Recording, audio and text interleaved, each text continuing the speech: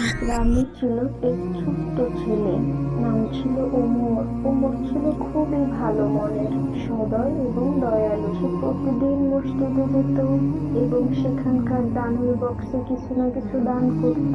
ওমর জানতো দান করা আল্লাহর কাছে খুবই প্রিয়। একদিন ওমর বাজারে যাচ্ছিল। হঠাৎ সে দেখলো একটি বৃদ্ধা মহিলা রাস্তার পাশে দাঁড়িয়ে আছে এবং কিছু সাহায্য চাচ্ছে। ওমর তার কাছে গিয়ে জিজ্ঞেস করলো, আপনি কি কিছু খেতে চান? বৃদ্ধা হেসে বলল, হ্যাঁ, একটু খাবারের জন্য দয়া করবেন। ওমর তার পকেট থেকে কিছু টাকা বের করে বৃদ্ধাকে দিল। বৃদ্ধা খুব খুশি হয়ে বলল, আল্লাহ তোমার ভালো করুন, তোমার দান কখনো বৃথা যাবে না। ওমর যখন বাড়ি ফিরলো তার মা তাকে জিজ্ঞেস করলেন, তুমি কিভাবে আজকের দিনটা কাটালে? মা, আজ কিছু ভালো কাজ করেছি।